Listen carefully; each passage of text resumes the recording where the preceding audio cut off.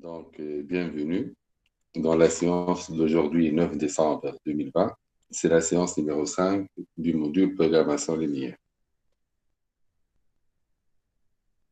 Dans la séance d'aujourd'hui, on va faire plutôt un TD. Donc, un TD plus ou moins complet, puisqu'on va revenir aux trois parties qu'on a déjà fait. C'est-à-dire, on va commencer par modéliser le problème que vous voyez devant vous et que j'ai donné sous forme d'exercice. Donc, je compte que vous allez être interactif. On va le corriger ensemble. Puis, on va le résoudre avec la méthode graphique.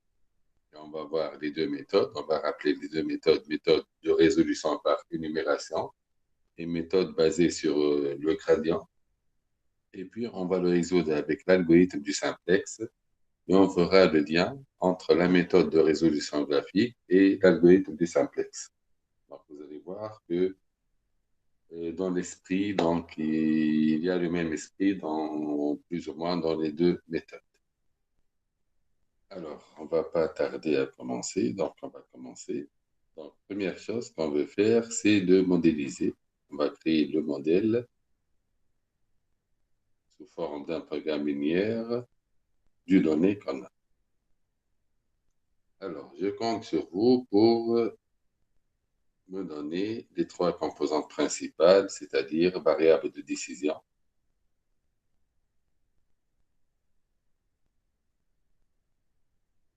les variables de décision, la fonction objectif et les contraintes.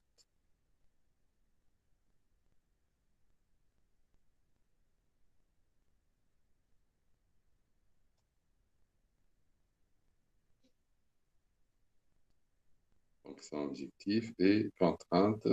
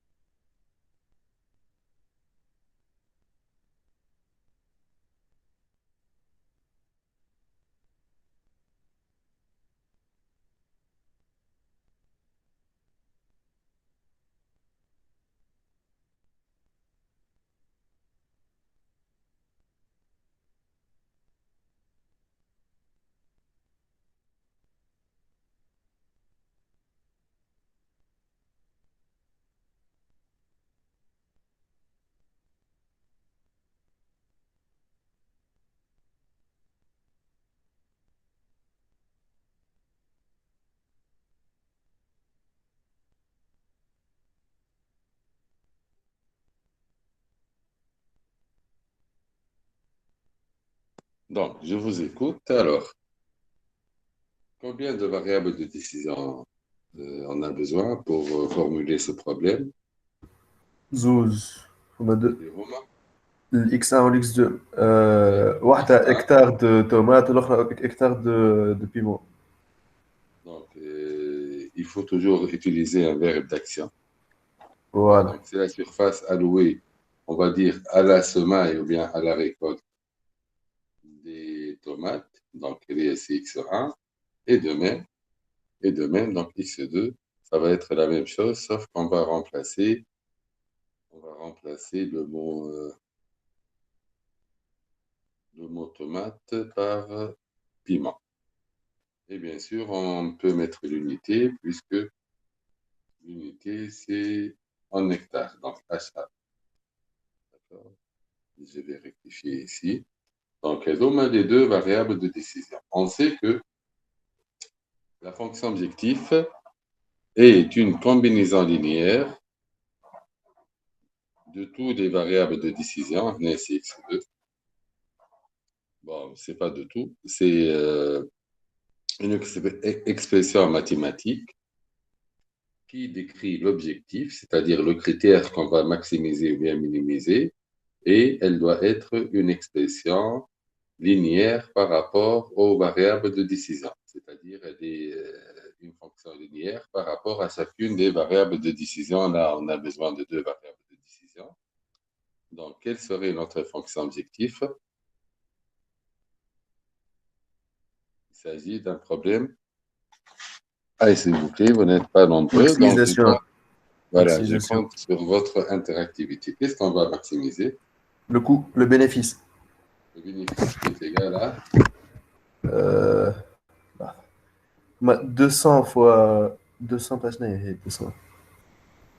200 fois x2 ou plus 100 fois x1. donc 100x1 plus 200x2. Ça, Ouais. c'est ma fonction objectif.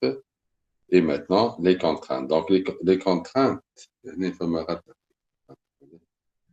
contraintes, donc j'ai mal placé le R. Les contraintes, on va les faire par ordre, c'est-à-dire on va regarder dans les chiffres et on va les placer dans l'ordre de l'apparition dans l'énoncé.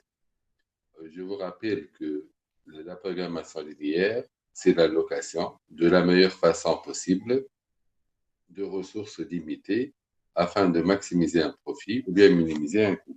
Donc, généralement, les ressources sont limitées et puisque les choses sont limitées, ça va nous donner des contraintes. Quelles sont les contraintes qu'on a? Alors, si je vais premièrement, euh, comment dirais souligner tous les chiffres qu'on va utiliser pour formuler les contraintes. Donc, le premier chiffre qui apparaît, c'est 150 hectares de surface. Et puis, il y a les 480 heures de main-d'œuvre. Il y a les 440 mètres cubes d'eau. D'accord? Et puis, il y a le 90 hectares. Ça, ce sont les ressources limitées. Donc, l'agriculteur a besoin de 4 ressources, ou bien il va utiliser 4 ressources. Alors, commençons par la première. 150 hectares. Qu'est-ce que je vais mettre comme contrainte? Qu'est-ce qui ne doit pas dépasser les 150 hectares? x1 plus x2. Voilà, donc x1 plus X1. x2. Voilà, x1 plus x2, c'est la surface totale. Ne doit pas dépasser les 150 hectares. Donc x1 ici. Je ne suis pas encore en forme. Hein. B. Alors, c'est la première contrainte. Qu'est-ce qu'on va avoir comme deuxième contrainte concernant les heures de main-d'œuvre? Allez-y. x1 plus 4x2 inférieur ou égal à 480. Très bien. Donc, plus 4x2 inférieur ou égal à 480. Le troisième chiffre qui apparaît, c'est les 440 mètres cubes d'eau. Quelle serait la contrainte relative aux 440 mètres cubes d'eau? 4x1 plus 2x2. 4x1 plus 2x2 ne doit pas dépasser les 440 mètres cubes d'eau. Il y a une réserve en eau. Et qu'est-ce qu'on a le 90 là? Comment on va l'utiliser?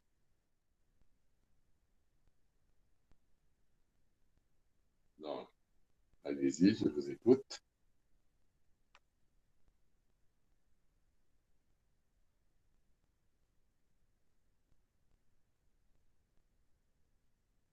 x1 inférieur ouais. Voilà. Donc, مش les x2 contraintes. لازم نحطها inférieur ل 150 زي ولا Ça vient de même. Pourquoi? هيك. Parce que si x1 égale 0, donc je vais allouer toute la surface à la récolte des tomates, des piments. الكونترات الاولى معناها. استنى هنا مقلوبين هنا الأولانية x1 احنا قلنا هما les tomates هيك خاطر يحكي على les tomates قبل دونك هنا j'ai inversé je vais rectifier donc هذه c'est tomate وهذه c'est piment.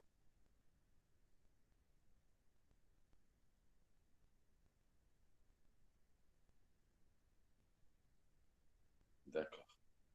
Donc, qu'est-ce qu'il me reste à faire? Il me reste à mettre la collate pour dire que résoudre ce problème revient à déterminer tous les couples x1, x2 qui vérifient simultanément toutes ces contraintes-là et qui maximisent ma fonction objectif. Alors, un premier mot avant de commencer les méthodes de résolution. Donc, quelle est la forme de ce programme linéaire qu'on a écrit?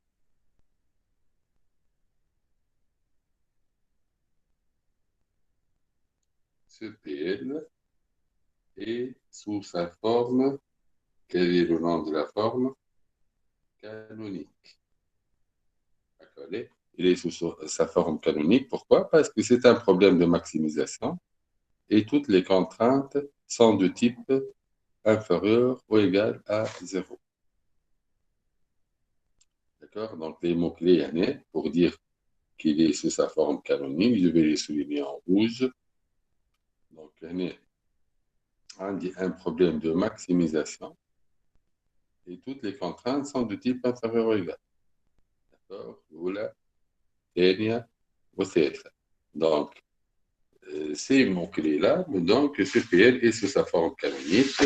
On verra après que quand on va appliquer l'algorithme du simplex pour résoudre ce problème, on aura besoin de remplacer toutes les inégalités par des égalités, ce qui veut dire passer à la forme standard du programme linéaire. Mais là, on va commencer par la méthode de résolution graphique, c'est la modélisation. Et maintenant, on va passer à la méthode de résolution graphique. Alors, qui nous rappelle un peu les principes de méthode de résolution graphique? Alors, qu'est-ce qu'il faut pour résoudre graphiquement un programme linéaire?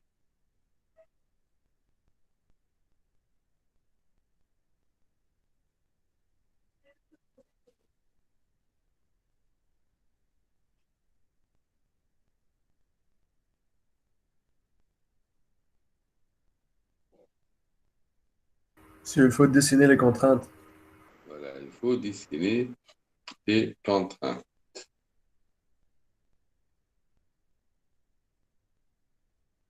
C'est-à-dire, premièrement, il faut définir les droites. Donc, je vais considérer que la droite, pour dessiner les contraintes, il faut passer à l'égalité en premier lieu. Donc, ça, c'est la droite D1. Donc, je vais la mettre en laissant en parenthèse. C'est la droite D1. Donc, c'est la droite d'équation x1 plus x2 égale 150.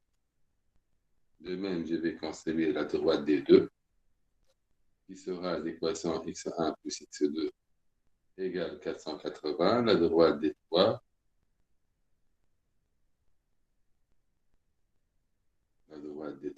c'est l'équation, la droite d'équation 4x1 plus 4x2 plus 2x2 égale la droite D2, l'égalité. Et la droite D4, donc x1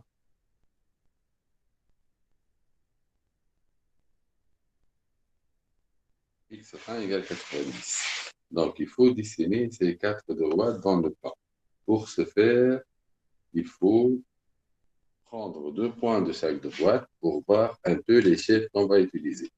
Allez, je vous accorde, Nash, est-ce que vous l'avez fait? Est-ce que vous avez la résolution graphique? Est-ce que vous l'avez déjà fait? Oui, oui, monsieur. Eh bien, allez, si vous l'avez fait, vous allez m'aider bien sûr, à déterminer 2 points de chaque contrainte, de chaque droite. Attirez les 2 points de la ligne. Qu'est-ce que vous allez prendre comme 2 points pour dessiner la première droite? Je vous écoute.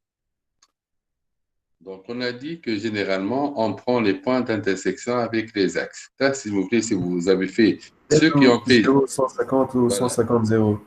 très bien. Ceux qui ont fait Oui, cet exactement. exercice, voilà, qu'ils soient devant eux pour discuter avec nous. Et pour les autres, vous allez le faire en temps réel, comme je suis en train de le faire avec vous. Donc, 150, 0 et 0, 150. Voilà, donc, il y a 2 points pour dessiner la première droite. Pour dessiner la deuxième droite, j'aurai besoin de 2 points. Quels sont ces 2 points-là? Alors, ou bien, 0, 120, 120, 0. non, si je prends 120, ça ne vérifie pas l'équation. Donc, plutôt 480. Ah, plutôt 480, 480, oui. voilà. 0. Et pour la deuxième, voilà. Et pour le deuxième, donc si je prends x1 égale 0, pour que 0, l'équation soit vérifiée, il faut prendre 120. Très bien. Pour la Monsieur, troisième moi, je suis à contrainte, 480. moi, je vais prendre l'échelle. Je vais aller les points avant de dessiner. Ben, Et après, vous allez voir. Bon, c'est intéressant dans la mesure de possible de trouver les points d'intersection avec les axes. D'accord? Dans la mesure de possible. Alors, Arne, si on va prendre x2 égale 0, donc x1 ne peut être que 110. 110, c'est 0. Ou bien, si je vais prendre x1 égale 0, 220. Les 0, 200, 220. voilà. Et pour la troisième, donc ça, x1 égale 90. Et maintenant, je vais dessiner Hezoma. Donc, pour dessiner maintenant, je vais tenir en compte l'échelle dont j'ai besoin de faire. Donc, x1, elle prend la plus grande valeur 480. x2, elle va jusqu'à 220. Donc, pour cela, je vais faire apparaître des carreaux. Ça va m'aider à prendre l'échelle taille.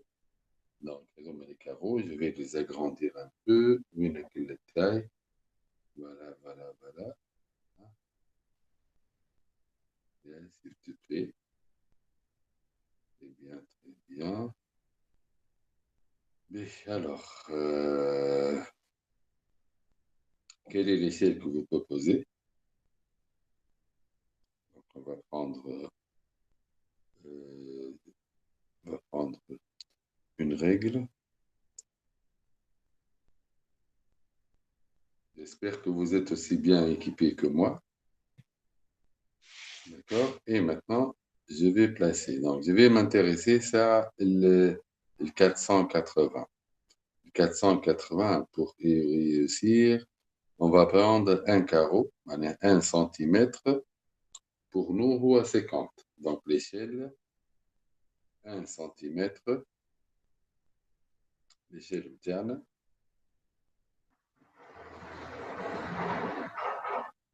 L'échelle qu'on va prendre,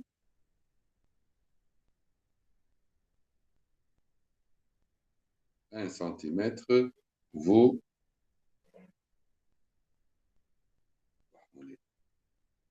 1 centimètre, voilà, un carreau. D'accord? Un carreau vaut 50. On va travailler dans un repère orthonormé. Donc, un carreau vaut 50. D'accord? Donc, un carreau vaut 50. Donc, pour dessiner 220, il y a 100, 200, et c'est bien. Donc, je peux commencer à tracer les axes intérieurs.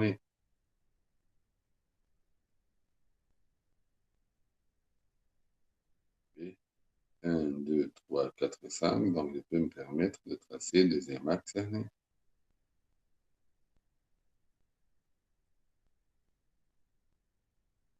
Mes deux axes. L'axe des x1 et l'autre l'axe des x2. Et maintenant, je vais placer les points. Chaque deux points, je vais dessiner la droite. Donc, je vais commencer à utiliser la couleur bleue pour tracer la droite des U. Donc, 0, 150, c'est là. 0, 150, c'est là plutôt. Et 150, 0. Et je vais prendre droite et D. Donc, voilà. On va passer de là.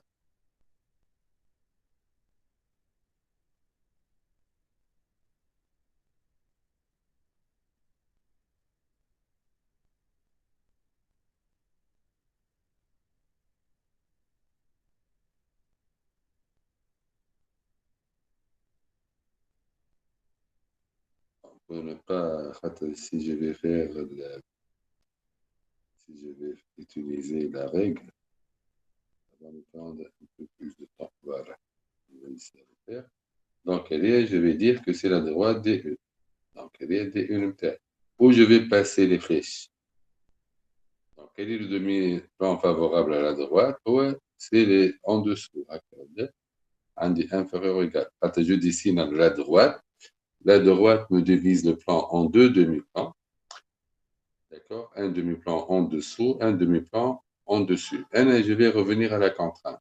J'ai besoin de trouver tous les points tels que x1 plus x2 soit inférieur ou égal à 150. Donc, c'est le demi-plan en dessous de la droite D1.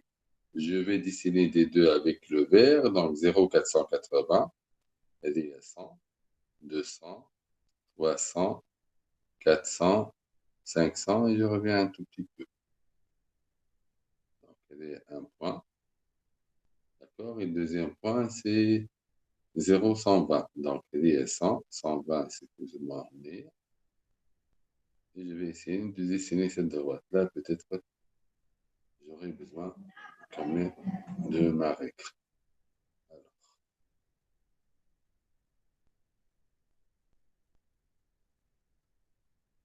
les gens qui n'ont pas fait l'exercice, s'il vous plaît, essayez de le faire en temps réel, comme moi. Ça ne prend pas beaucoup de temps et on va le faire. Voilà. Donc, une petite inclinaison.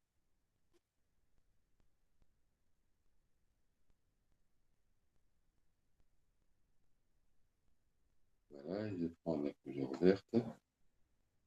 Je vais dessiner la droite des deux.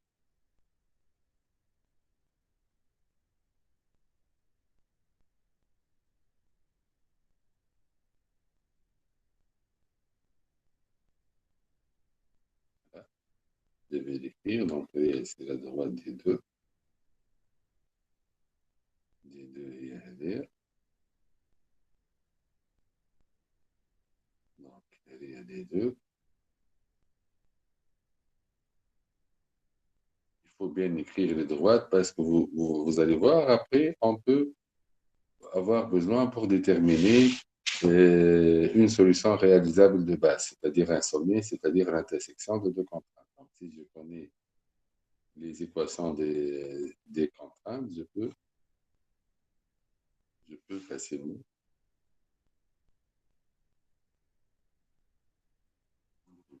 Ici. Donc, des deux, après des trois, les 110 avec la couleur rouge cette fois-ci, 110, 0.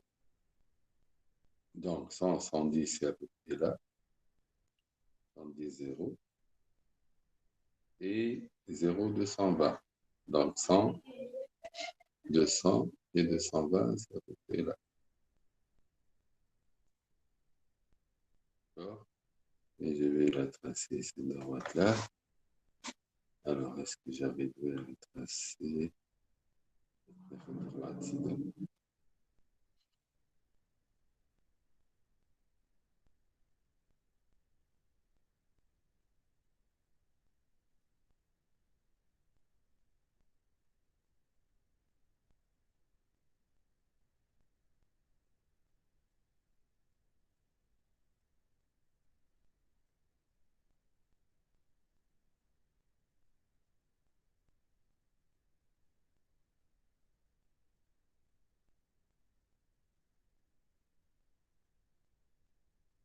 voilà.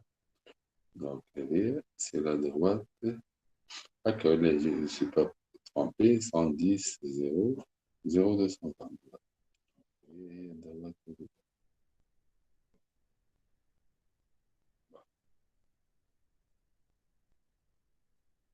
c'est la droite. Oh, c'est la droite des trois. Bon, je n'ai pas mis les flèches. Une flèche droite. Et comme ça.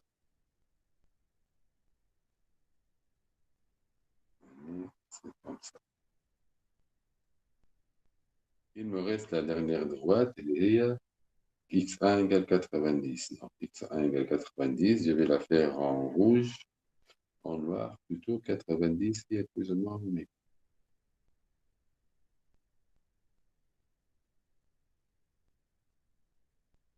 Voilà. Donc, il y a D4. D4. Et جاي صغير شوية مش مشكلة نقرأ له حل.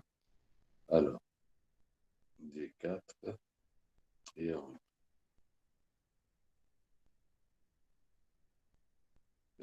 Maintenant, qu'est-ce que je dois faire? Je dois dessiner le domaine réalisable. Voilà, le domaine réalisable, c'est la partie du plan qui vérifie toutes les contraintes simultanément. Je vais l'assurer en jaune. Donc, j'ai une année. Après, donc, AK. Et là, c'est cette partie-là, cette partie-là et cette partie-là. Même je peux maintenant la dessiner. Donc, elle est inférieure ou égale. Donc, si là, ils vont faire partie de mon domaine. Regardez jusque-là. Une petite inclinaison pour aller là. Pour aller là. Et pour aller pour descendre. C'est-à-dire le domaine réalisable. Donc, ce domaine, c'est le domaine réalisable.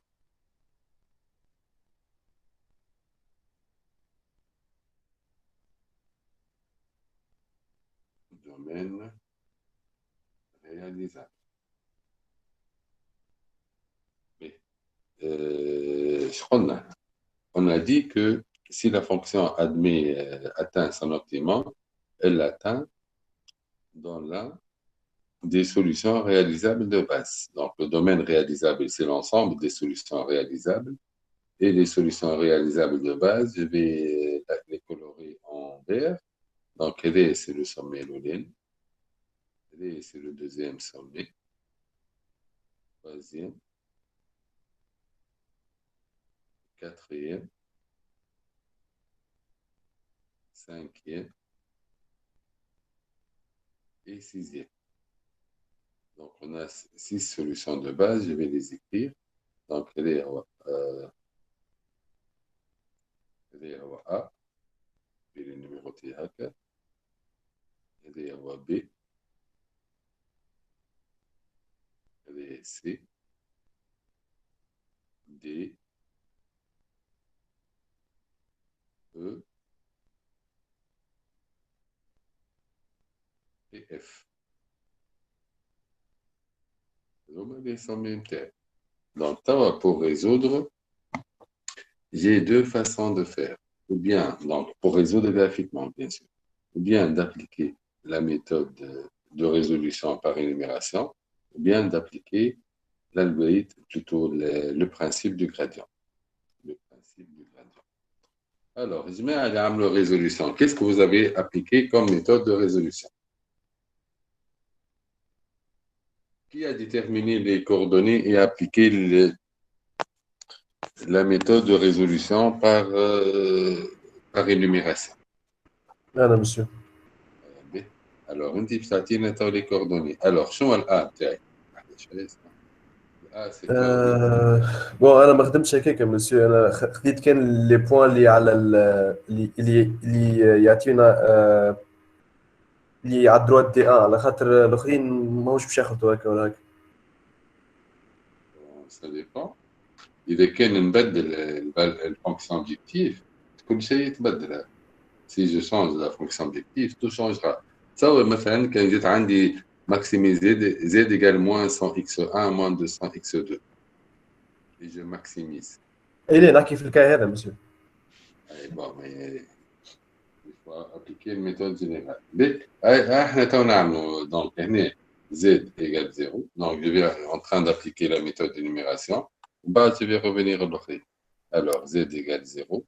C'est le point de le point ثاني شنو؟ البوان الثاني هو 10 0. B هكا. Oui. B 90 0. اي وقداش الفالور نتاع Z 9000. Z 9000 صحيح هكا فوا 100. Donc 9000. On bat C. C'est 90 40. Donc C 90 40. Comment je peux vérifier les C 90 40 si j'ai des doutes? Comment je peux vérifier? L'intersection. graphiquement, voilà, c'est l'intersection de quoi et quoi? C'est D3. l'intersection de D3 et D4. Donc, on dit D4, 90, D3. Si je remplace X1 par 90 ici, donc X1 est déjà égal à 90, ça fait 4 fois 90, 360. 460 moins 360, ça fait 80. 2x2 égale 80, donc x2 égale 40. Mais vous z égale combien, hein? 17 000. 17 000. Eh bien, je m'apprête 17 000. D, quelle est la valeur de 70, 80. D? Combien? 70, 80, 80. 70, 80. Bon, graphiquement, ça peut être ça, mais on va la vérifier. 70, 80, côté ou la 90? 80, 80. Mais, alors, avant de calculer Z, on va vérifier la valeur de D. Alors, D, elle appartient à quoi? C'est l'intersection de quoi et quoi? D1, D3 D3, D1. ou Voilà, D1. D3, D1. Donc, D3, D1. Donc, c'est Roland, madame Alfie. D3, D1. Alors, donc, je vais résoudre un système à deux équations, les filles, l'équation rouge ou l'équation θ. Alors, comment on va le résoudre? On va dire l'équation numéro 2, est moins 2 fois l'équation numéro 1. Pourquoi? Pour éliminer les x2. Donc, je vais avoir 2x1. 2x1 égale 440 moins 300, 140. Donc, x1 égale 70, ce qui est vrai. Où je viens dans la première équation, je remplace x1 par 70, donc x2, ça fait 150 moins 70, ça fait 80, et je suis tout à fait d'accord avec vous. Donc, z égale combien ici? Alors, 23 000. 23 000, donc 16 000 plus 7 000, ça fait bien 23 000. Encore un zéro. B, qu'est-ce qu'il nous reste encore? Il nous reste le E. E, 40, 110. E, 40, 110. Et quelle est la valeur de Z? 24 000. 26 000. 110 fois 2, ça fait 22 000. Plus 4 000, ça fait 26 000. 26 000. 26 000. Et le dernier point, Zéro. F. F, Zéro. il appartient à la droite des deux. Donc, il appartient à la droite des deux. 0, 120. 0, 120, voilà. On a le F là, donc 0, 120. Donc, F, 0, 120. Et ça va nous donner 24 000. 24 000. Oui. 120, donc 120 fois 2, ça ne peut être que 24 000. Donc, c'est la méthode par énumération. Après, j'ai énuméré toutes les valeurs. D'accord? Quelle est la plus, celle qui me donne Quel est quoi, monsieur? Quelle est la solution optimale alors? 40, 110. Voilà, 40, 100 000, puisque je maximise. Donc, je vais ajouter que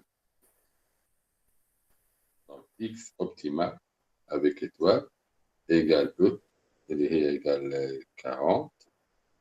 Je vais ajouter que ceci est égal aussi Z optimal.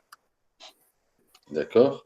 B, c'était la méthode de résolution par énumération. Rapidement, avant de passer, on va faire la méthode de résolution par le principe de Gaudian, qui nous rappelle, ça consiste à faire quoi? Ça consiste à dessiner la droite Z égale 0 dans le plan. Donc, dessiner Z indice 0. Donc, Z0 qui va être la droite cette fois-ci, x1 plus x2 égale 0. D'accord? Donc, je suppose qu'on n'a pas encore lancé l'activité de l'agriculteur, donc il n'a pas commencé la semaille, la récolte. X1 égale 0, x2 égale 0, donc il ne gagne rien, il gagne 0. Donc, on doit dessiner cette droite-là. Je vois les deux points qu'on va prendre pour dessiner cette droite-là. Donnez-moi deux points qui appartiennent à cette droite. Alors, bien sûr, 0, 0, vérifie la droite. À Kaolé, 0, 0. Il vérifie un deuxième point.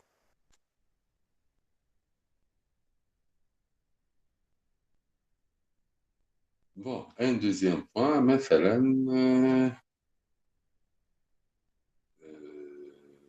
100 moins 50.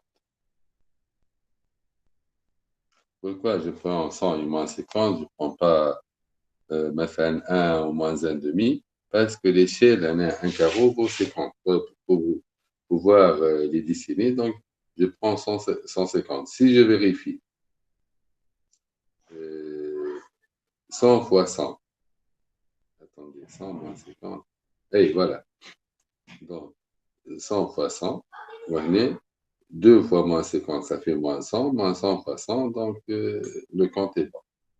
Oui ou non? Moins 1000, plutôt 10 000 moins 2, moins 10 000 moins 10 000. Oui ou non? Donc, je vais dessiner ces deux points-là. Donc, 0, 0, c'est le point A. Et le deuxième point, avec quelle couleur je vais les dessiner? Bon, je vais les dessiner avec la couleur jaune. Ça, je vais dessiner donc la fonction Z0. Alors, on a 100 moins 50. Donc, 100, on a deux points. Moins 50, où le point elle est? Ça doit passer par ce point-là. Ce n'est pas visible, donc la couleur la couleur bleue. Donc, je dis,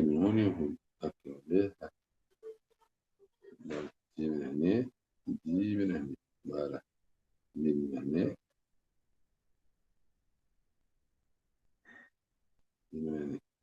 Alors, monsieur Bébé, plus.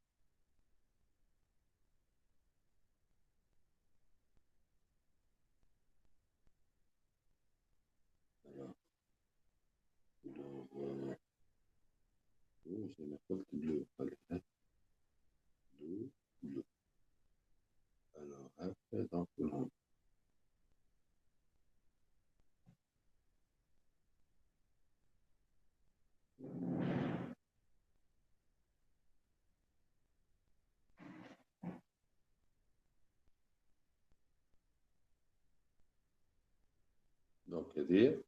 c'est la fonction z indice 0. C'est-à-dire, c'est la droite z indice 0. Donc, je vais la faire glisser dans le sens de gradient. Peut-être pour que ça soit clair. Je vais la glisser dans le sens de gradient et je vais choisir le dernier point du contact avec le domaine réalisable. Donc, le dernier sommet de contact avec le domaine réalisable.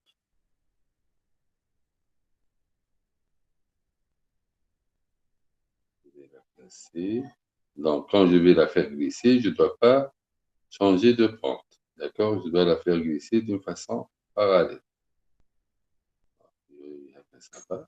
Donc, je la place. Bien sûr, le gradient, je ne l'ai pas calculé, mais on a dit que c'est les dérivés partiels par rapport à x1 et par rapport à x2. Donc, c'est 100, 200. Ça va nous donner les coefficients de la fonction z. 100, 200, donc 9 ou 100, ou 9 ou 200, donc il y a 100, 200. Donc, vous voyez, il est perpendiculaire. Je sais qu'il doit être perpendiculaire. Comme ça, vous voyez, il doit être perpendiculaire à doit être perpendiculaire, donc perpendiculaire.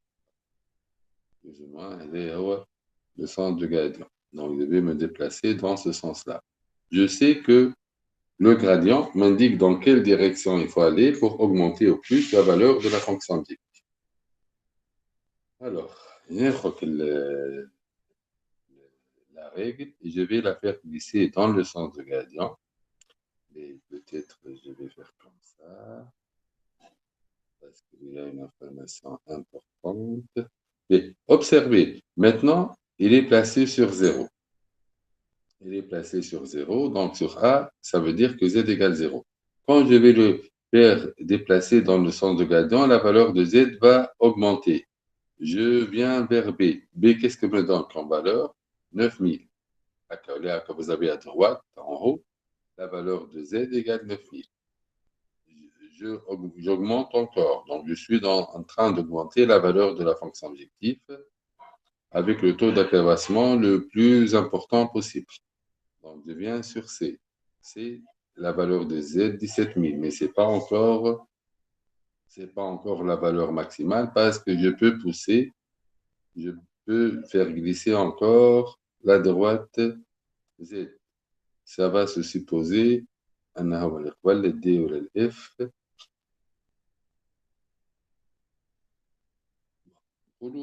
D après. D, قداش عطانا D؟ 23000. 23000 والإف 24000 هذاك علاش هما قراب لبعضهم. Oui. وبعد le dernier point هو الE. الE يعطينا 26000. Donc vous voyez que la solution optimale est bien obtenue en E qui est égal à 26000. Donc avec les deux méthodes, juste باش نعمل حاجة أخرى نزيد نكبر. Pourquoi? Pour faire la différence entre les 23000 et les 24000. نحاول على الأقل. Alors, c'est bon. Ça va. Voilà. عاود حط هنا 0 الB الC الD ماهيش واضحة برشا والإف خاطر هما حكاية 1000 ومن بعد الE. Le dernier point هو الE. Voilà. Même si on a des doutes, comme haka 24000, 3000, on peut avoir des doutes. Qu'est-ce qu'on fait là? On vient à ces deux derniers points où on doute est-ce que c'est est-ce que c'est le point E ou le point F, D ou la F, مثلا. Qu'est-ce que je fais si c'était le dernier point? Je calcule la valeur de Z dans chacun de ces points-là. Je remplace dans la fonction objectif pour trouver la solution optimale. Donc, qu'est-ce qu'on a fait là? On a fait la méthode de résolution graphique. Maintenant, ce qu'on va faire, c'est on va résoudre le problème avec la méthode du simplex. Donc, je vais importer les données dont j'ai besoin. J'ai besoin de la fonction objectif.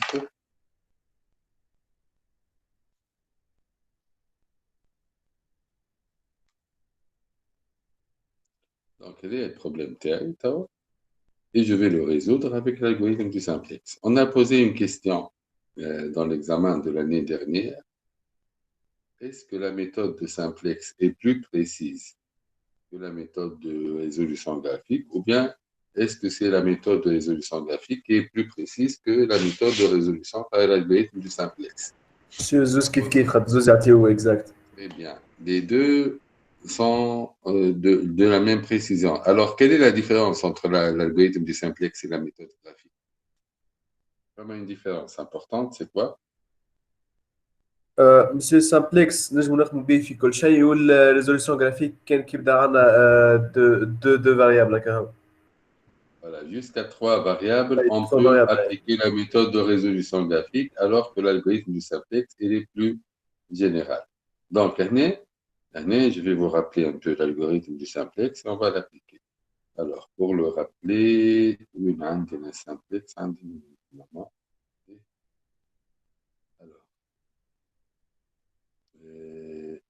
dualité, modélisation, simplex. Le fameux algorithme du simplex. On va prendre Voilà, on va prendre l'algorithme, on va le superposer sur notre feuille de travail et on va l'appliquer.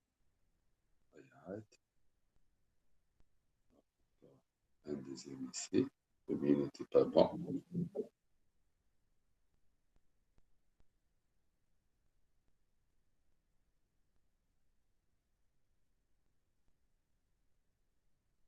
Voilà. Donc, c'est notre algorithme du simplex. On va essayer de l'appliquer. L'algorithme du simplex, c'est notre exemple. Alors, première phase dans l'algorithme du simplex, c'est de construire le tableau initial. Avant de construire le tableau initial, il y a un travail préliminaire qui doit être effectué sur le modèle. Quel est ce travail préliminaire? نبدلوا الانتيريور ايكال ايكال. Voilà, donc on va remplacer les inégalités par des égalités. Comment on peut le faire? En ajoutant les En ajoutant des variables variables. d'écart. Oui. Donc, les variables d'écart, donc on a plus E1 pour la première variable, E1, plus E2,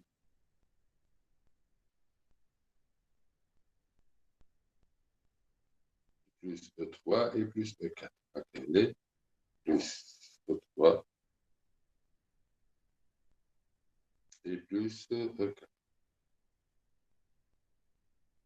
Et encore, j'ai la contrainte de non-négativité des variables d'écart. Donc, je dois ajouter que E1, E2, E3, E4 sont tous non négatifs.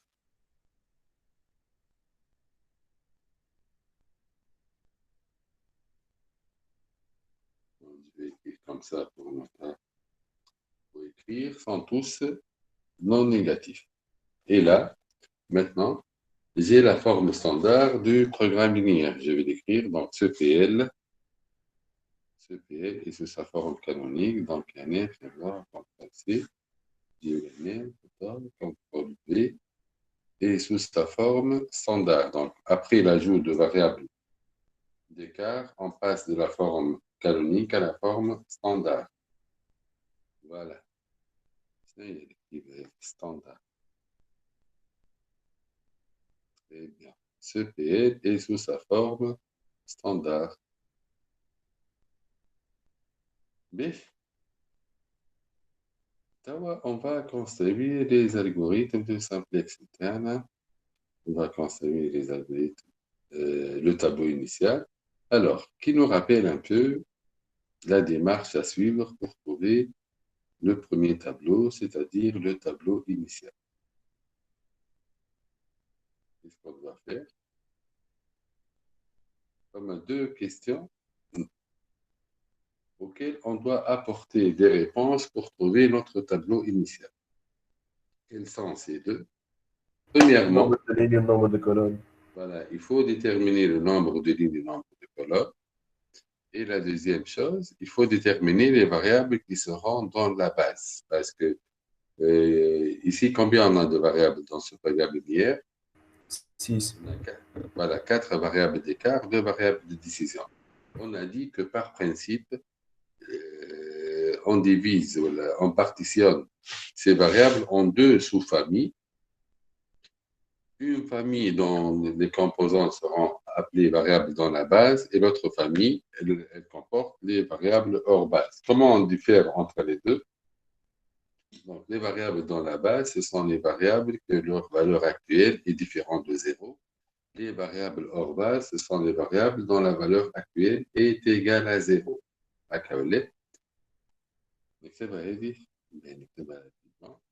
Donc, عندي variable du PL.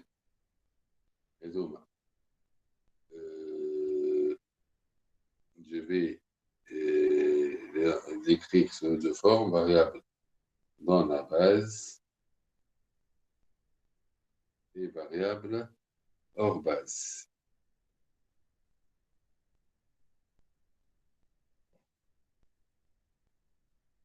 Voilà. Donc, mes variables, je vais les partitionner en deux, variable hors base et variable dans la base. Je vais inscrire.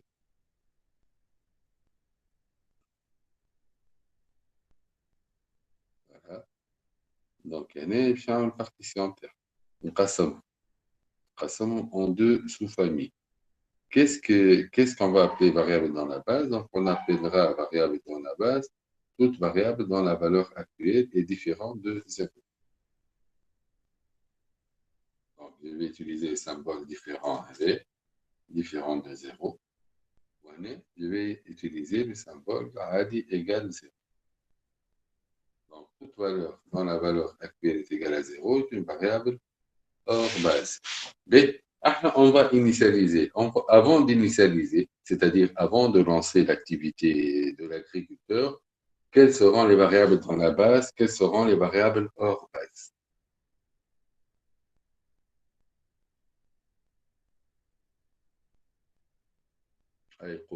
Je connais l'exemple de simplex.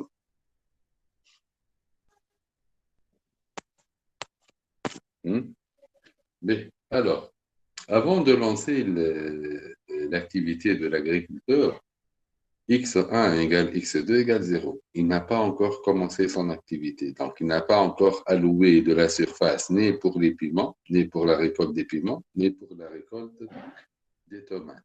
Donc, x1 égale x2 égale 0. Or, les variables d'écart, comme leur nom l'indique, mesurent l'écart entre l'état initial d'un bien et moins ce qu'on va consommer. Si vous vous rappelez comment on les a définis. E1 égale 150, la valeur initiale de la première ressource, qui est la surface totale, moins la surface que je vais allouer pour la récolte des tomates et à la récolte des piments. Donc, 150 moins x1 plus x2, ça fait E1. Donc, si x1 et x2 sont nuls, donc forcément, E1 égale 150. Même chose pour les autres contraintes. Donc, les variables qui seront dans la base, on aura 4, puisqu'on aura 4 contraintes, et chaque contrainte va envoyer une composante dans la base. Donc, on aura 4 variables dans la base qui seront les variables d'écart. Les variables x1, x2 seront des variables hors base dans le premier tableau. Mais, alors, ceci est dit. Combien, alors, on va avoir de lignes et combien de colonnes? Combien de lignes et combien de colonnes? 3 lignes. 3 lignes. Qui dit plus? Alors, combien de lignes et combien de colonnes?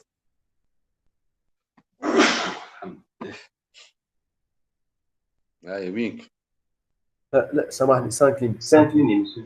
Très bien, 5 lignes. Allez. On va réserver une ligne pour écrire les données de la fonction objectif et 4 lignes pour écrire les données des 4 contraintes. Donc, je vais avoir 5 lignes. Mais, là, c'est bon. Pour les colonnes, combien de colonnes? 6. Plus que 6. 6, c'est pour écrire les 6 variables. Remarquez que dans le premier tableau, voilà, oui, dans le tableau initial, on ne va rien modifier. On va juste écrire les données qui étaient présentées dans ce système-là, dans la forme standard. On va les écrire sous forme d'un tableau. Donc, j'aurai besoin de 8 colonnes. Pourquoi? Parce que je vais réserver 6 colonnes pour écrire respectivement les coefficients de x1, donc les variables de décision ordonnées, les coefficients de x1 et les coefficients de x2. Et puis, j'aurai 4 colonnes pour écrire respectivement les coefficients de E1 dans les 4 contraintes, les coefficients de E2, les coefficients de E3 et les coefficients de E4. Donc, ça fait 6. Puis, à droite, je vais ajouter une colonne où je vais écrire les seconds membres. Second membre, c'est-à-dire les constantes qui viennent après l'égalité. Parce que l'égalité, c'est une équation. Ça, on l'appelle premier membre de l'équation. Et ça, c'est le second membre. Donc, on va réserver une colonne pour écrire les seconds membres, puisque c'est une information importante. Donc, on est arrivé à 7 colonnes. Et à gauche, on va réserver une colonne pour écrire quelles sont les variables qui vont être dans la base. Parce que l'algorithme du simplex, il va donc faire des échanges, des permutations des variables de base et hors base. D'accord? Donc, on aura besoin de 8 colonnes. Pour ce faire, attends, ici, on va insérer un tableau. Donc, le mieux, je vais prendre un document Word. Je vais lui demander d'insérer, allez, tableau. Alors, on a 5 lignes et 8 colonnes. Voilà, 5 lignes et 8 colonnes. 3, 4 et 5. 5 lignes et 8 colonnes. Très bien. On va prendre ce tableau et on va aller dans notre feuille de calcul pour commencer le travail. Ajouter à la page courante. Voilà. Des tableaux de taille. Je vais l'agrandir. Je vais le copier et le prendre dans la deuxième page pour pouvoir.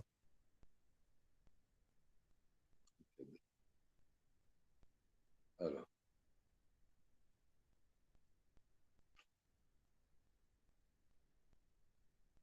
Bon, pour fixer les idées, je vais vous dire dans quelle colonne de l'année je vais écrire les coefficients de x1. Dans la deuxième, les coefficients de x2. Dans la troisième, E1, E2, E3, E4. Et la dernière, je vais la réserver pour écrire les seconds membres. D'accord? Donc, à essayer de deux. Donc, je vais prendre une couleur, par exemple, cette couleur-là. Alors là, je vais mettre la variable z. Les variables dans la première base sont E1, E2, E3 et E4. Donc, respectivement, chaque contrainte va envoyer un représentant dans la base, qui sont les variables d'écart. Et maintenant, je vais écrire mon tableau. Je vais le remplir. Alors, je commence par la fonction objectif, 100x1 plus 200x2. Je suis en train d'écrire avec ma souris. D'accord? Donc, vous m'excusez si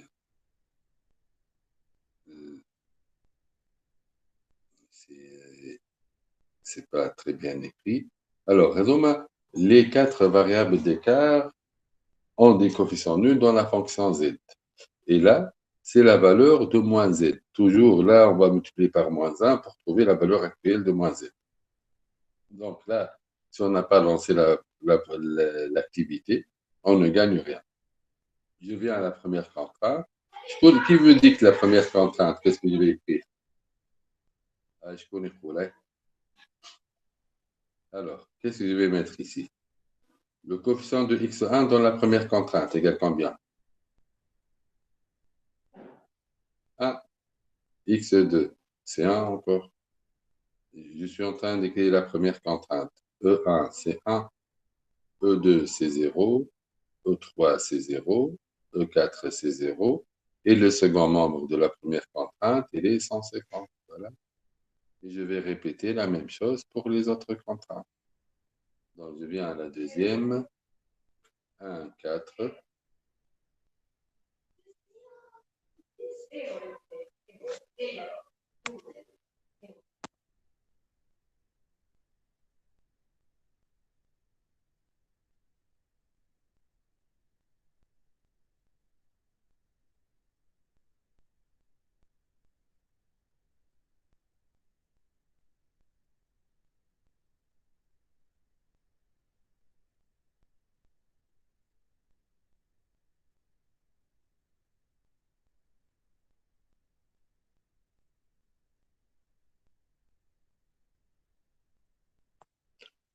Je viens à la troisième contrainte, je vais faire la même chose. Donc, 4, 2, 0, 0. coefficient égale 1, 4 c'est 0, second membre c'est 440. Et puis je viens à la dernière contrainte. Il y a beaucoup de zéros dans la dernière, donc x en 1 ça fait 1, fois 0, sauf le coefficient de E4 égale 1, et le second membre égale 90. Voilà. Et c'est mon premier tableau. Et c'est mon premier tableau. Donc, je vais l'écrire. C'est le tableau initial auquel je vais utiliser le mot tab parce qu'on peut utiliser aussi le mot dictionnaire. Initialisation. Initialisation. Et là, je n'ai rien fait que copier les données ou la présenter les données du programme linéaire sous forme d'un tableau. Je n'ai fait aucun changement. Comme vous voyez, j'ai réservé une colonne pour chacune des variables. J'ai commencé par les variables de décision ordonnées, puis j'ai ensuite enchaîné avec les variables d'écart aussi ordonnées. Voilà. Donc, ça, c'est mon premier tableau. Et maintenant, je vais commencer l'algorithme du simplex. Et on va faire le lien avec la méthode de résolution graphique. Ce qui va être intéressant, on va le remarquer tout à l'heure, c'est que dans la méthode de résolution graphique, on a divisé le travail en deux phases. Une première phase pour dessiner le domaine réalisable, donc dessiner toutes les contraintes, faire les intersections, déterminer les solutions réalisables de base, c'est-à-dire A, B, C, D, E, F, et puis utiliser une des techniques pour trouver quelle est la solution optimale. Et bien, dans la méthode de résolution graphique, comme vous allez vous apercevoir, on va trouver des solutions réalisables de base, c'est-à-dire HEDOM, A ou le B ou le C ou le D ou le F. Bien sûr, on ne va pas les trouver tous parce que c'est plutôt dans l'esprit du gradient. Donc, je ne vais pas énumérer tous les sommets, mais chaque tableau, il va me donner une solution réalisable de base, c'est-à-dire un sommet. Donc, le premier tableau, je suis là. Quand j'initialise, je suis là. Et je vais vous montrer que le premier tableau, si je vais le dire, je suis dans cette situation-là. 0, 0, c'est la solution, le vecteur de décision initiale, et z égale 0. Et après, je vais appliquer l'algorithme de simplex pour trouver des solutions réalisables de base. Je ne vais pas visiter tous les sommets, comme vous allez voir, sinon l'algorithme ne va pas être optimal, c'est-à-dire il ne va pas être, il ne va pas avoir cette importance parce que si le nombre de données est important et on va travailler d'une façon combinatoire, c'est-à-dire déterminer tous les sommets possibles, ça peut exploser, l'algorithme peut avoir une complexité d'ordre exponentiel. Donc, qu'est-ce qu'il va faire? Il va choisir. Donc, de là, à chaque itération, on va essayer d'augmenter la valeur de z, mais de l'augmenter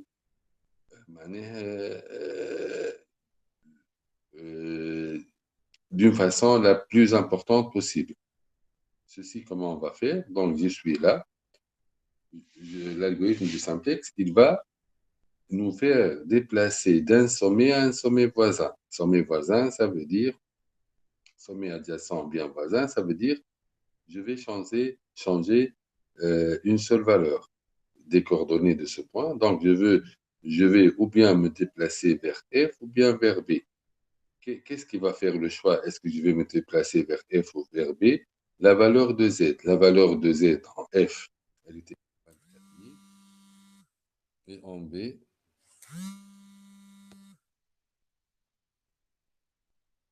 en B, elle est égale à, oui, non, B, elle est égale à 9000. Donc, vous allez voir que par le choix de la variable entrante et le choix de la variable entrante, je vais choisir la direction.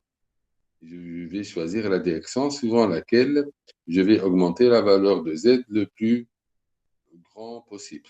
D'accord? Donc, normalement, je vais me déplacer vers F et puis je vais répéter. Donc, c'est itératif.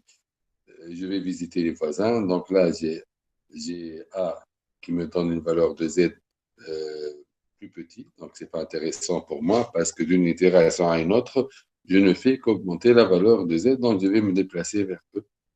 Et le critère d'optimalité, il va me dire que E, c'est la solution optimale. En observant que ça va être comme ça. Donc, quel est le premier tableau? Et maintenant, je vais commencer à appliquer l'algorithme du simplex. S'il vous plaît, si vous avez des questions, n'hésitez pas à les poser. Je vous écoute. D'accord. Il faut mieux que le cours soit interactif, que je vais parler tout seul, comme ça, je ne sais pas qu'est-ce que vous êtes en train de me suivre, oui ou non. Alors, je viens à l'algorithme du simplex et je vais me demander, est-ce que la solution actuelle, elle est optimale? Comment je peux savoir est-ce qu'elle est Non. optimale? إذا كان Pourquoi? négatif ولا زيرو. Voilà. Donc, si tous les coefficients sont négatifs ou nuls, elle est optimale. Je regarde, 100 n'est pas négatif ou nul, 200 n'est pas négatif ou nul. Donc, il y a les coefficients que je dois observer. Donc, la réponse est non. Sinon, qu'est-ce que je dois faire? Je dois choisir une variable entrante. Puisque je maximise, je choisis la variable hors base, donc x1 ou x2, qui va entrer dans la base. Je vais choisir celle qui a le plus grand coefficient positif. Donc, parmi ces deux, quel est le plus grand coefficient x2? Donc, elle va me définir ce qu'on va appeler la colonne de pivot. Donc, x2, ça va être la colonne de pivot. Et maintenant, ceci, qu'est-ce qu'il me donne? Il me donne que je vais lancer la culture des piments. Donc, la question classique, jusqu'à combien d'hectares je peux cultiver des piments? Autrement dit, quelle est la surface maximale tenant compte de toutes les ressources que j'ai, que je peux allouer à la récolte des piments? Pour cela, je vais acheter une colonne que je vais appeler la colonne des ratios. Colonne des ratios. Et je vais faire ce test-là.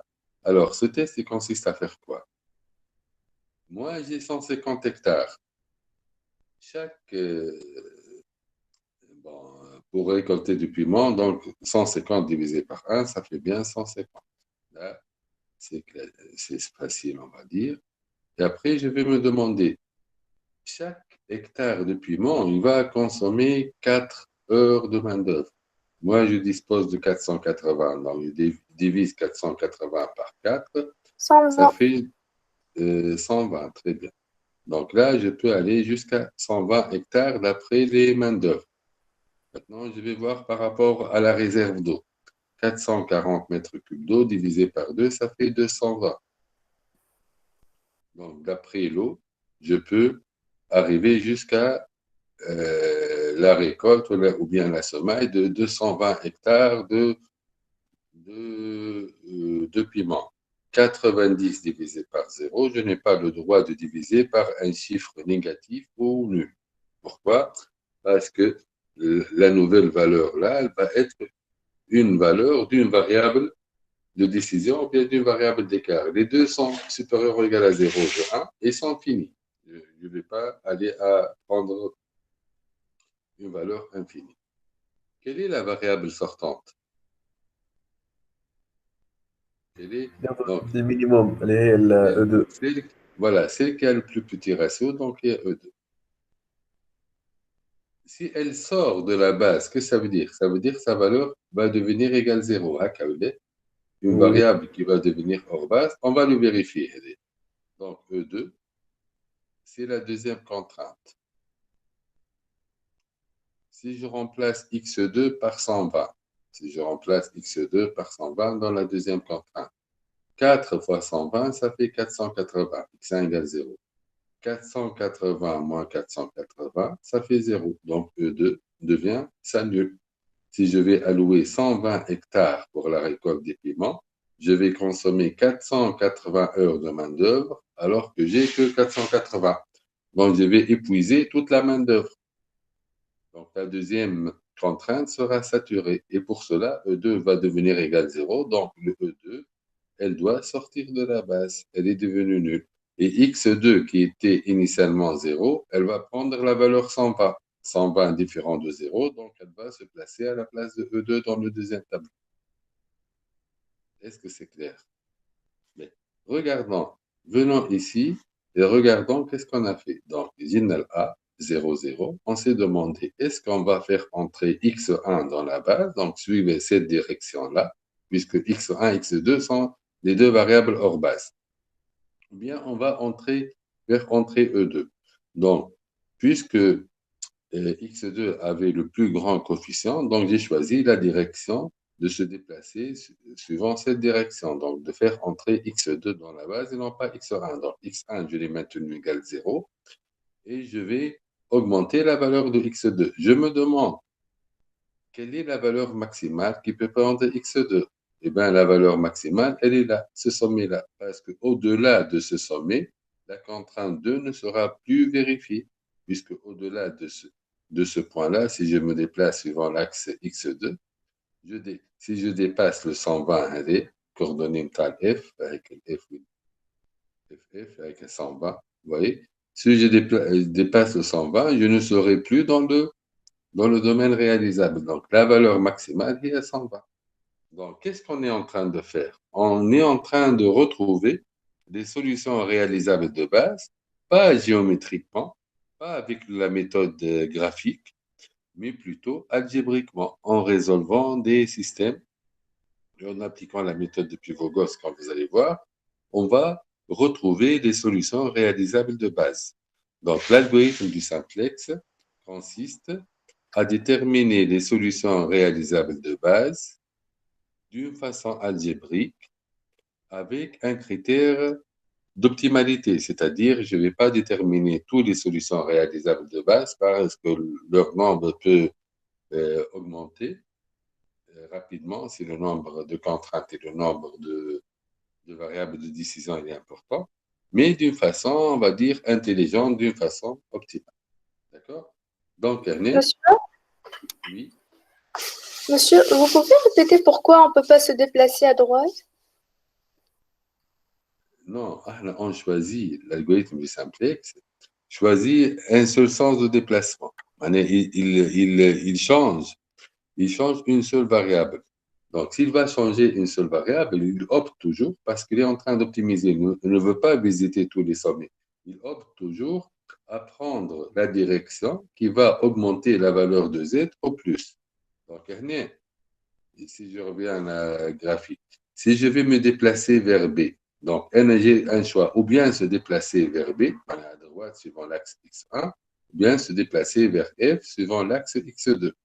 Le choix qui va, la décision que je vais prendre dépend. Quelle est la valeur maximale que je peux avoir, la valeur maximale de Z, si je me déplace sur cette direction-là. Donc, F, il va me donner combien? 24 000. Or, si je vais me déplacer là pour rester dans le domaine réalisable, maximum, je peux atteindre B. Et le B me donne 9 000. C'est pour cela. Ah, d'accord. D'accord. D'accord. Merci. Donc là, maintenant, on va taper quelques onglets. On va dire que le tableau 1 n'est pas optimal. Qu'est-ce qu'on va faire? Donc, on a décidé de faire entrer x2 et la variable entrante dans la base.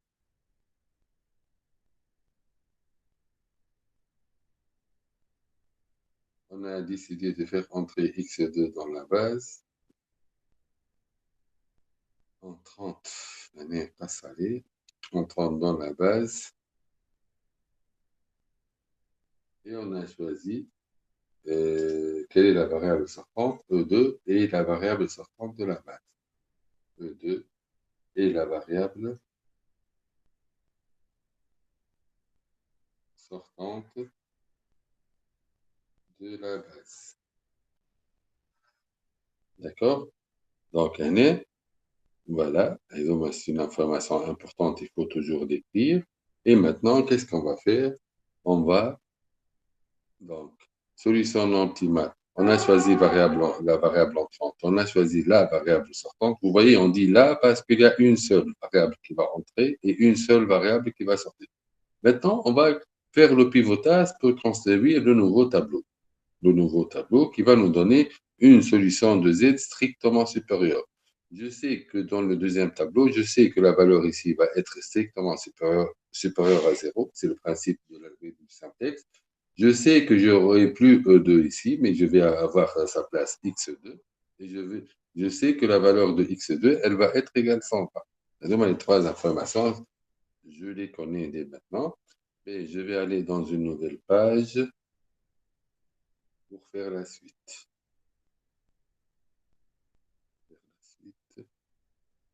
Alors, la page, une nouvelle page. Très bien. Donc, il est le tableau numéro 1. On va maintenant construire le tableau numéro 2. Donc, pour construire le tableau numéro 2, je vais, comme d'habitude, prendre cet exemple, ce tableau. Voilà. On va l'augmenter, qu'il soit similaire au tableau d'avant. Voilà, plus ou moins. Voilà. Et elle est sur le tableau numéro 2. On va l'écrire. Tableau 2. Et maintenant, c'est la progression. Ce n'est plus l'initialisation. Donc, on va progresser, c'est-à-dire on va progression. On va augmenter la valeur de Z. Table de progression. B. Alors, il faut normaliser la colonne de pivot. Qu'est-ce que ça veut dire, normaliser la colonne de pivot? Ça veut dire, bon, je dois me faire de la place. Ça veut dire choisir des transformations élémentaires. Bon, je vais l'écrire élémentaire. Pour que le pivot 4 devienne égal à 1 et tous les autres deviennent des zéros. Je vais les annuler. Donc, je fais apparaître en premier lieu 1 et après, en utilisant ce 1, je vais annuler tous les éléments. Allez, je vais normaliser la colonne de pivot. Cette colonne, c'est la colonne qu'on va avoir dans le deuxième tableau pour normaliser la colonne de pivot. Alors, pour cela, je vais écrire les opérations. Donc, premièrement,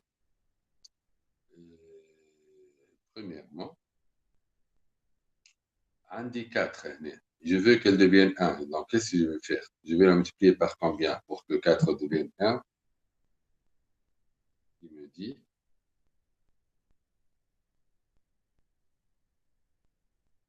je vais la multiplier par un quart. Donc, 1 quart fois, bon, puisque je dois utiliser les transformations élémentaires sur les lignes, fois LE2. C'est-à-dire, c'est la première opération que je vais effectuer. D'accord? Donc, c'est la première opération. Bon, je vais écrire ici les opérations, je n'ai pas beaucoup de place. Alors, et je vais l'effectuer, je vais l'écrire dans le noir. Alors, c'est Amdo, je vais écrire une base intérieure. Donc, elle est E1. Je ne vais plus avoir E2, mais je vais avoir X2. Je vais avoir E3. Et je vais avoir E4. D'accord? On bat. Je vais multiplier LE2 par 1 quart. Donc, je vais avoir 1 fois 1 quart, ça fait 1 quart. Si, s'il vous plaît, suivez-moi dans le calcul. Si je me trompe, vous me corrigez. Si vous n'avez pas compris quelque chose aussi, vous parlez. Donc, 0, 1 quart,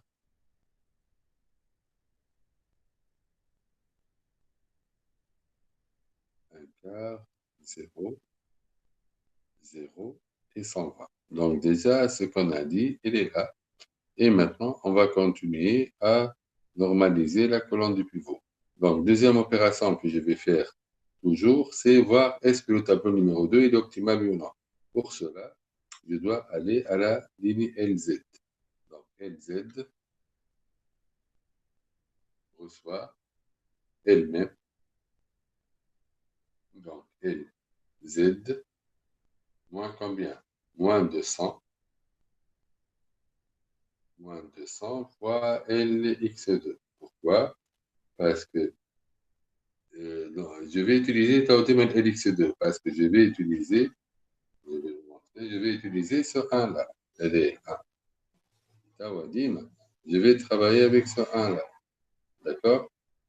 Donc, pour cela, multiplier 1 par moins 200, ça fait moins 200, plus 200, ça fait 0. Voilà, c'est l'objectif. Alors, moins 200 fois un quart, ça fait moins 50, plus 100, ça fait 50. Ah, première information, le tableau numéro 2 n'est pas optimal. Moins 200 plus 200, 0, moins 50, 0, 0, moins 24 000. Donc, voilà, moins 24 000. Bien sûr, je dois terminer le tableau parce qu'il n'est pas optimal. Alors, pour le terminer, kiff kiff, عندي 1 هنا. 1 هو LE1. Donc, LE1, qu'est-ce qu'il reçoit? هيا يا جماعة. LE1. LE1 reçoit هو بيدو. Donc, LE1 moins, cette fois-ci, moins LX2, tout simplement. Voilà, parce que 1 moins 1, ça fait bien 0. Et je fais effectuer l'opération. Allez, c'est عندي. Je prends 1 moins 1 quart, ça fait 3 quarts. On bat. 1 moins 1, ça fait 0. 1 moins 1 quart. Elle est moins 1 quart, si, elle est exactement moins 1 quart. Elle est moins 1 quart. Elle est moins 1 quart. 0. 0. Et 150 moins 120, ça fait 30. Voilà. Avant d'oublier, je vais corriger ce moins 1 quart.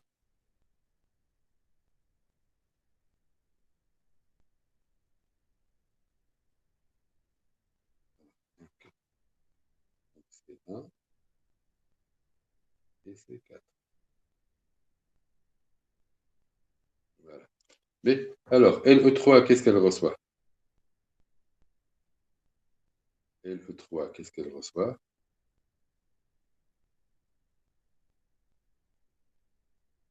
Je vous écoute. LE3 reçoit elle-même, moins combien? 1 dit 2. Donc, je dois multiplier par moins 2. 1 fois moins 2, ça fait moins 2. Moins 2 plus 2, ça fait 0. C'est ce que je veux faire. Donc, je vais multiplier et faire la différence. Alors, 4 moins 1 demi, ça fait 8 demi moins 1 demi, ça fait 7 demi.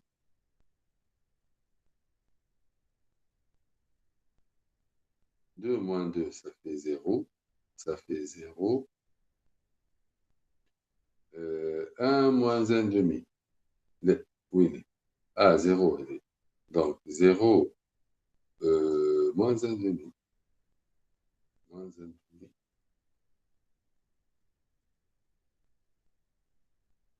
Né, c'est 1. Né, c'est 0. 440 moins 240, ça fait 200. Et la dernière ligne, LE4 reçoit LE4, puisque j'ai déjà un 0, donc je vais la copier tout simplement. 0, 0, 0, 0, 1 et 90. Juste un هذا. Pour soigner l'écriture, mais je fais qu'il y en a 8, oui, ce sont 2 0, c'est pareil. Ah, allez, j'ai camarade, il est. Mais, allez, tableau numéro 2. Bon, rapidement, je ne vais pas trop tarder. Le tableau 2 n'est pas optimal. Elle est là. Le tableau 2 n'est pas optimal.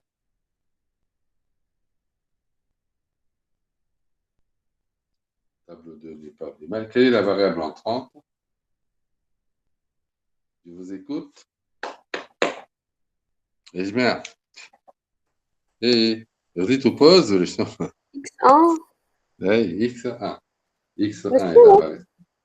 يا أخي لازم نكملوه التابلو ديما مش من دوما نشوفوا الزاد مثلا لي فالور نتاعها ماهمش يعطيك كل الصحة، زيرو. اي اما احنا توا هذه باش نعملوه في تابلو نيميرو 3 تابلو 2 ça. نعملوه خاطر هنا زاد اللي تي بوزيتيف دونك x1 et la variable entrante. Quelle est la variable sortante؟ شنو نعمل لي راسيون نتاعي. ليه نحكي مسيو على التابلو دو؟ احنا من الاولى عملنا الزاد مثلا كي نشوفوا الزاد ماهمش تو زيرو ولا نيجاتيف نجمو ما نكملوش نعمرو ولا لازم نكملوهم؟ ليه ما نكملوش اما لازم هنا الكل لازم الكل. هنا عندنا فالور بوزيتيف d'accord donc tableau 2 n'est pas optimal. وقتاش je termine pas le calcul si j'ai un tableau qui est optimal d'après la valeur de z. Là c'était pas le اه cas. داكور. D'accord. Alors maintenant il faut faire le ratio. Alors oui une colonne de pivot c'est un air pour le couleur l'ahmar. Une colonne de pivot هي donc le ratio je vais diviser les seconds membres مع هذوم les ratios. الراسيو باش نصغر في التستيل ويظهري باش يخلي برشا الرقعة فوالا. Alors 30 sur 3 quarts 40 sur 3 سنة 30 sur 3 quarts ça fait 120 sur 3 ça fait 40 120 fois 4 ça fait 480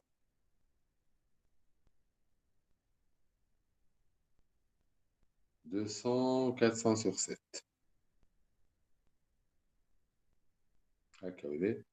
je me divise par 7,5 je multiplie par l'inverse 90 sur 1, ça fait 90. Où est la colonne de ligne de pivot plutôt? Ligne de pivot, elle est 30.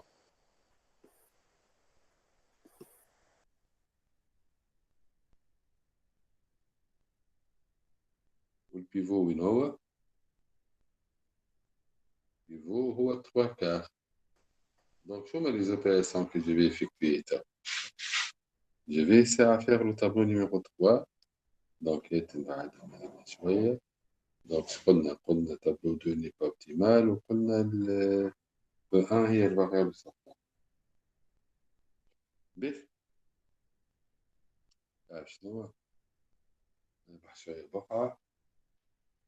لازمني نطلع الميني هذي.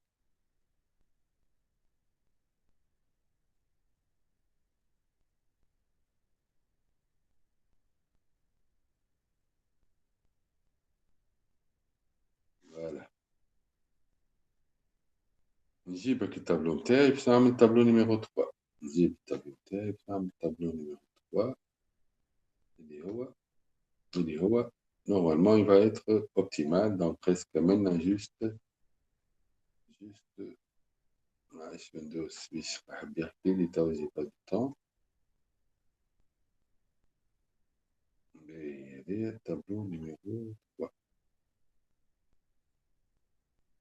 مش باش نكبر برشا هذالي خلي شوية بقعة خاطر حاجتي مكتوبة هذه هكا مشكل. الوغ شنو هي في حاجتي بالترانسفورماسيون اليمونتير. ترانسفورماسيون اليمونتير يا جماعة شو ما ترانسفورماسيون اليمونتير ساعة نكتب نكتب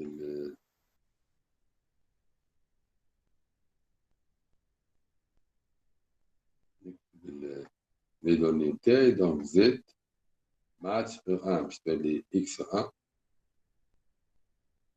x2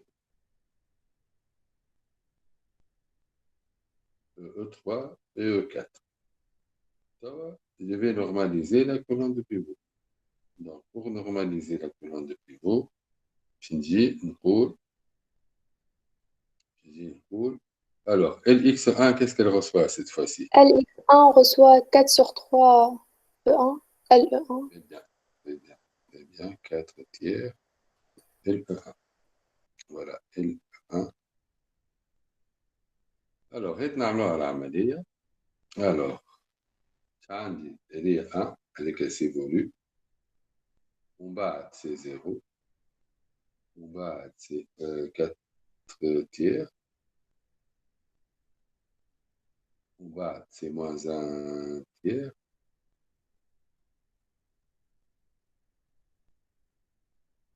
En bas, c'est 0. En bas, c'est 0. قلنا fois 4 tiers هكا ولا هي 40. توا ديما أول حاجة نعملها من بعد نشوف اسكو ال زد معناها تابلو 3 اللي اوبتيمال ولا. دونك شنو هي ال زد نتاعي توا؟ ال زد reçoit combien؟ ال زد فيها 50 دونك موان 50 ال اكس 1 هكا ولا؟ موان 50 ال اكس 1. باهي يا سيدي 50 moins 50 وين الستيلو نتاعي؟ 50 moins 50 ça fait 0. 0 moins 0 moins 200 sur 3.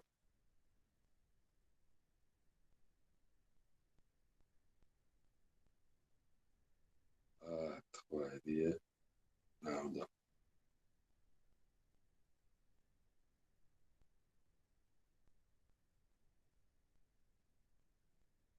Il est bas. Il est bas. Moins 50 fois 1 tiers, ça fait 50 sur 3. Moins 50 est plus 50 sur 3, ça fait moins 150 plus 50 sur 3, moins 150, ça fait 100 sur 3. Moins 100 sur 3. Je réduis au même dénominateur 3, moins 50 fois 3, ça fait moins 150. Un 0, un 0. Moins 50 fois 40, moins 2000, moins 2000, moins 24 000, ça fait moins 26 000. Tawa demoiselle, le tableau, il est optimal. Donc, ce n'est pas la peine de terminer. Sauf que je vais revenir et donner les solutions données par chaque tableau. Je vais revenir et donner les solutions données par chaque tableau. Quelle est la solution donnée par tableau? X égale combien? Z égale combien? Je connais quoi là?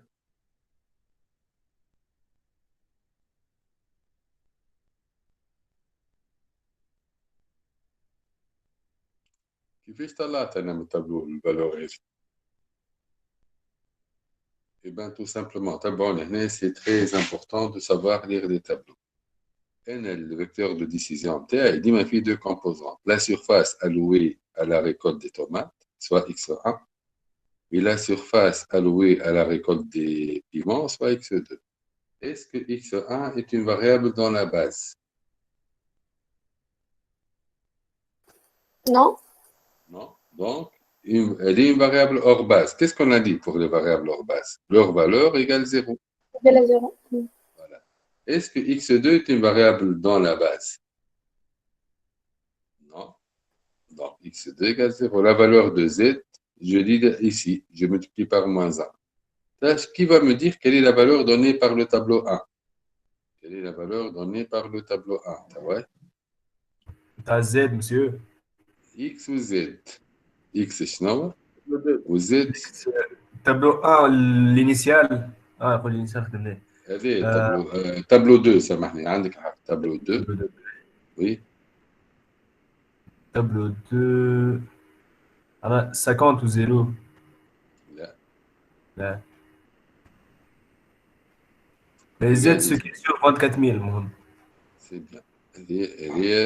هي ما شنو هي السوليسيون باش تعطيني 24 000. هذه quelle est la décision? Qu'est-ce que je dois allouer comme surface pour les piments? Qu'est-ce que je dois allouer comme surface pour les tomates pour gagner 24 000? Eh bien, regardez, je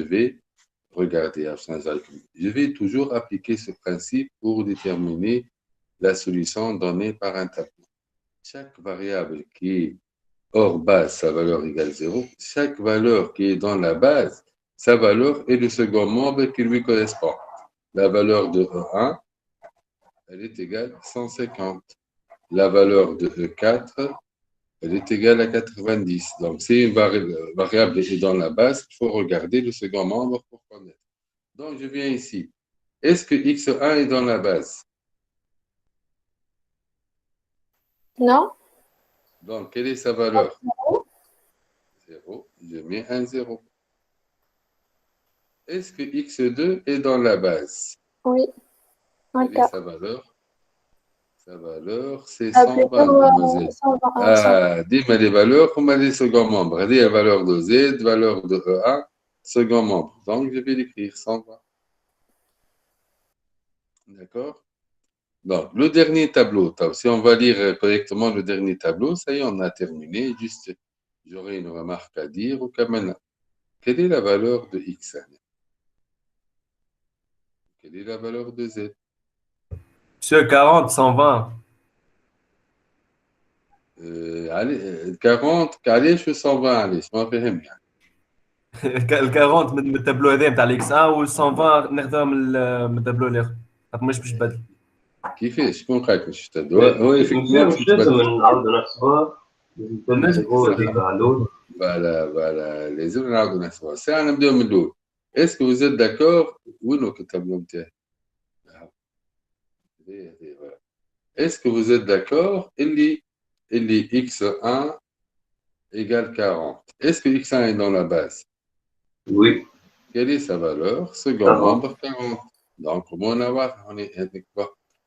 Est-ce qu'on connaît la valeur de z?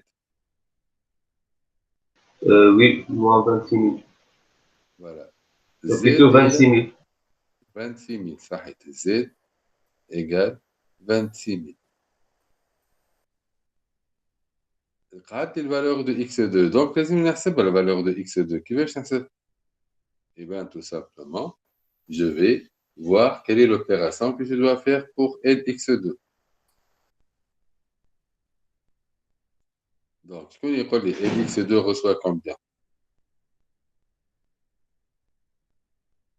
عندي في lx2 عندي 1 quart. Moins un quart LX1. Très bien, lx2 reçoit lx2 moins 1 quart lx1. Moins 1 quart. Oui. lx2 reçoit lx2 moins 1 quart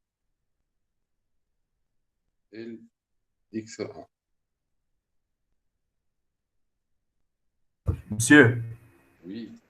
مسيو لازم نحسبوا التابلو كامل ولا جوست نحسبوا البارتي نتاع الزاد هذاك؟ باش نحسبوا كانت بال lx2 هذيك اللي حاجتي بها. الاكس 2 نحسبوا التابلو نعم. معناتها الليني كامله ونحسبوا جوست الفالور اللي لا حسبها هي نتاع نحسب كان الفالور اللي حاجتي بها هنا نحسب كان الفالور اللي حاجتي بها. دونك شنو الفالور اللي حاجتي بها؟ هذيك اللي تحت 4 4 par moins un quart ça fait combien? 10 هكا ولا moins 10 moins 10 110 120 moins 110 ça fait 110 نكتبها هنا وساي كملت الخدمه نتاعي. داكور دونك معليش على يكتب الوقت هذا هنا 110. باهي توا اخر حاجه باش نعملها. دونك لقيت السوليسيون اوبتيمال نتاعي هي 40 110 زد 120. كان نرجع للميثود دو ريزوليسيون جرافيك تعمل له عليا اش عملت انا؟ شنو الباركور اللي عملت؟ منين مشيت لويه؟ مشيت من 0 للاف اللي هي 0 120 وبعد من الاف مشيت للاو.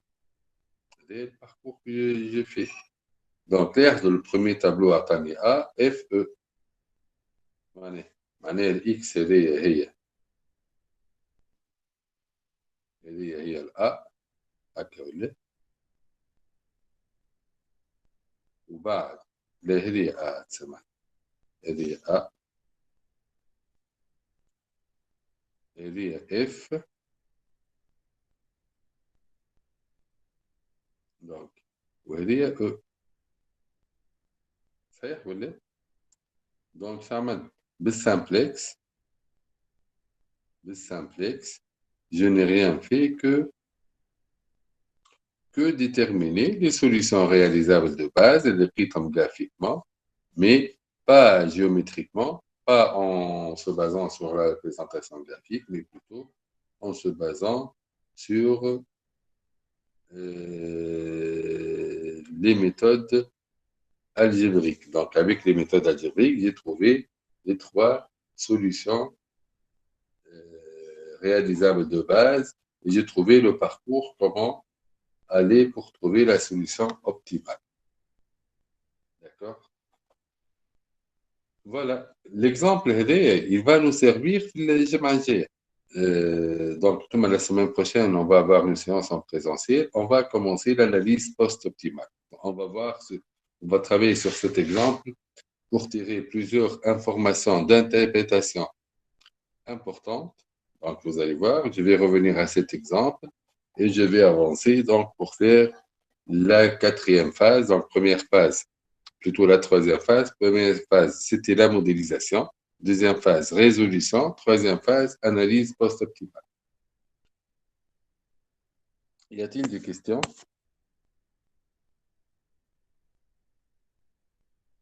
Et avant de vous dire au revoir, je ne sais pas qu'est-ce qu'il me demande de faire, je ne vais pas le faire maintenant. Avant de vous dire au revoir, je vais voir la liste des présents. Voilà, donc ça n'a pas trop changé. Merci pour votre présence et à la prochaine.